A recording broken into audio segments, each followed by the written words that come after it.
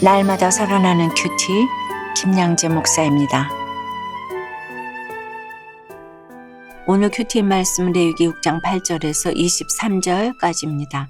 하나님 아버지, 주님이 주신 직분을 귀히 여기며 영원한 규례를 지킬 수 있도록 말씀해 주시옵소서. 듣겠습니다. 영원한 규례는 첫째, 번제단의 불이 꺼지지 않게 하는 것입니다. 지금까지 구약의 5대 제사인 번제, 소제, 화목제, 속제제, 속건제의 기본 규례를 다루었다면 오늘부터는 제사장에 관한 규례가 나옵니다. 8절과 9절에 보니 여호와께서 모세에게 말씀하여 이르시되 아론과 그의 자손에게 명령하여 이르라. 번제의 규례는 이러하니라. 번제물은 아침까지 제단 위에 있는 석쇠 위에 두고 제단의 불이 그 위에서 꺼지지 않게 할 것이요 라고 하세요. 번제단의 불이 꺼지지 않고 계속 타올라야 하나님께 제물을 드리는 본연의 역할을 감당할 수 있습니다. 여기서 꺼지지 않는 불은 우리가 끊임없이 속죄해야 할 것이 있음을 의미해요. 이 번제단의 불이 꺼지지 않아야 당연히 성령 충만한 삶을 살 수 있겠지요. 그러려면 어떻게 해야 할까요? 이스라엘 백성은 아침 저녁으로 하나님께 상번제를 드렸습니다. 그만큼 그들 삶에 하나님께 드리는 제사가 큰 비중을 차지했다는 것이지요. 이처럼 예배가 우리 삶의 우선순위가 될 때 성령의 불이 꺼지지 않게 됩니다. 그래서 우리가 날마다 할 일이 무엇입니까? 아침마다 큐티로 하루를 시작할 수 있다는 것에 감사하고 저녁마다 말씀으로 하루를 돌아보며 감사할 것을 찾는 것입니다. 10절에 제사장은 세마포 긴 옷을 입고 세마포 속바지로 하체를 가리고 라고 하세요. 제사장은 백성을 대신해 하나님께 속죄를 드리는 자로서 먼저 하나님 앞에 자신을 깨끗하게 해야 했습니다. 그래서 하나님이 의와 순결을 상징하는 세마포 옷을 입고 수치를 상징하는 하체를 가려 그것이 드러나지 않게 하라고 명하신 것이지요. 또 10절 후반부와 11절에 보면 제사장은 수시로 제단 위에서 불태운 번제의 재를 가져다가 제단 곁에 두고 그 재를 진영 바깥 정결한 곳에 갖다 버려야 했습니다. 수시로 재를 치우지 않으면 공기가 통하지 않아 불을 제대로 피울 수 없었기 때문입니다. 우리가 날마다 말씀으로 회개한 것은 이렇게 싹 버려야 해요. 그런데 여전히 죄의 문제를 껴안고 있으면 하나님과 통하지 못해 결국 믿음의 불이 점점 꺼지게 되는 것입니다. 여러분 어떠세요? 아침 저녁으로 말씀을 묵상하는 것에 우선순위를 두고 계세요? 날마다 말씀으로 회개한 것을 수시로 잘 버리고 있습니까? 영원한 규례는 둘째, 영적인 일과 일상이 조화를 이루는 것입니다. 14절에 소제의 규례는 이러하니라.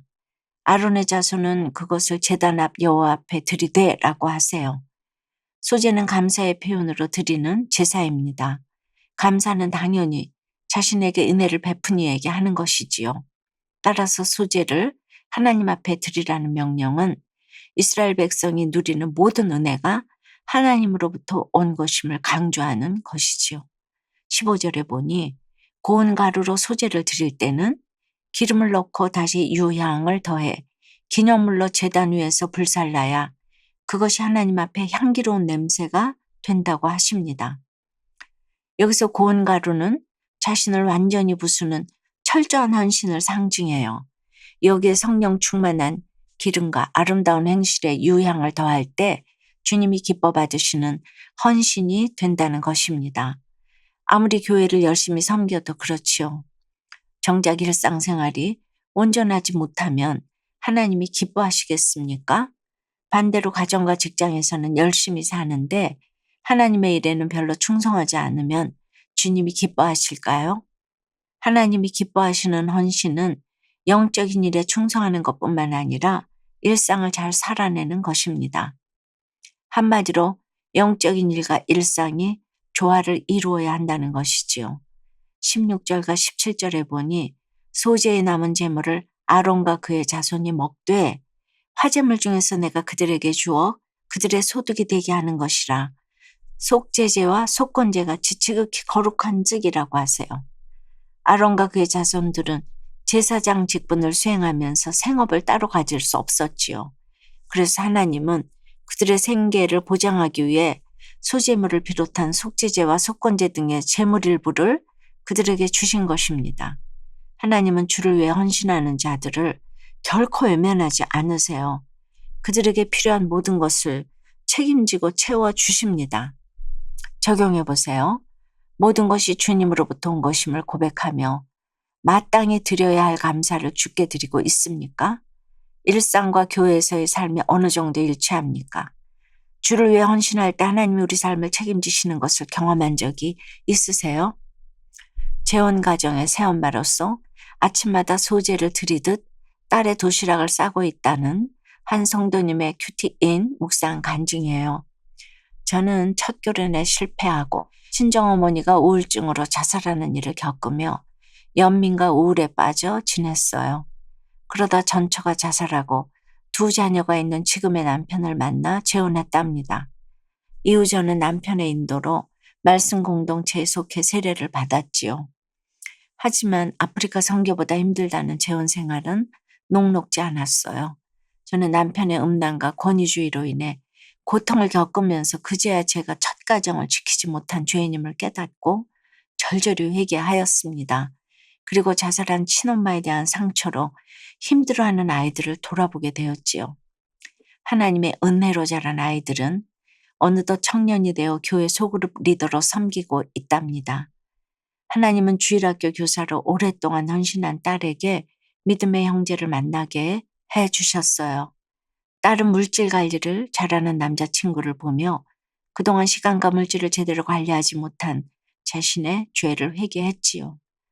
그러곤 제게 직장에 도시락을 갖고 다니겠다고 말했답니다. 저는 그런 딸이 기특하여 오늘 20절 말씀처럼 아침마다 소재를 드리듯 딸의 도시락을 준비하고 있어요. 매일 도시락을 손에 들려주며 잘 갔다 와 하고 인사하니 점점 향기롭고 편한 모녀 사이가 되고 있답니다. 앞으로도 딸이 믿음 안에서 향기로운 이성교제를 할 수 있기를 기도해요. 저의 적용은 딸이 힘든 직장 생활 얘기를 할 때 잘 듣고 공감해 주겠습니다. 전날 딸의 도시락 반찬을 미리 준비해 두겠습니다. 입니다. 20절에 아론과 그의 자손이 기름 부음을 받는 날에 여호와께 드릴 예물은 이러하니라. 고운 가루 10분의 1 에바를 항상 드리는 소제물로 삼아 그 절반은 아침에 절반은 저녁에 드리되라고 하세요. 제사장 직분을 받은 자들은 다른 사람들보다 행동에 더 많은 신경을 써야 했어요. 더욱이 아침 저녁으로 제사 드리는 것부터 번제단에 죄를 치우는 것까지 해야 할 일이 많았지요. 그러나 그만큼 제사장은 하나님을 가까이 섬길 수 있는 영광스러운 직분이자 하나님께 특별한 헌신을 드리는 자리였습니다. 그러니 제사장이 하나님께 감사의 제사를 드리는 것은 너무나도 당연한 일이었지요. 사랑하는 여러분, 비록 제사장은 자신의 소유는 없지만 주님이 그들의 상급이 되시기에 모든 것을 자기 것으로 여기며 살 수 있었지요. 하나님은 왕 같은 제사장인 우리에게 또 동일한 복을 주셨습니다. 오늘 하루도 이 은혜에 감사하며 마땅히 드려야 할 제물을 자원함과 기쁨으로 주님께 드리시기를 바랍니다. 기도드립니다. 하나님, 날마다 성령 충만하기를 원하지만 참으로 깨어있지 못해 번제단의 불을 꺼뜨릴 때가 참 많이 있습니다. 이 성령의 불이 꺼지지 않도록 예배가 우리 삶의 우선순위가 될 수 있도록 주여 도와주시옵소서. 번제단에서 회개한 것은 싹 다 버려야 하는데 번제의 죄를 수시로 치우지 않기에 여전히 죄를 껴안고 있음을 고백합니다. 날마다 말씀을 묵상하며 번제의 죄를 수시로 잘 버리는 저희가 되기 원합니다.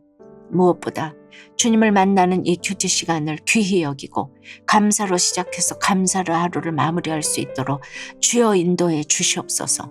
주님, 우리가 영적인 일과 일상이 이론론이 되어야 하는데 한쪽으로 치우칠 때가 많이 있음을 고백합니다.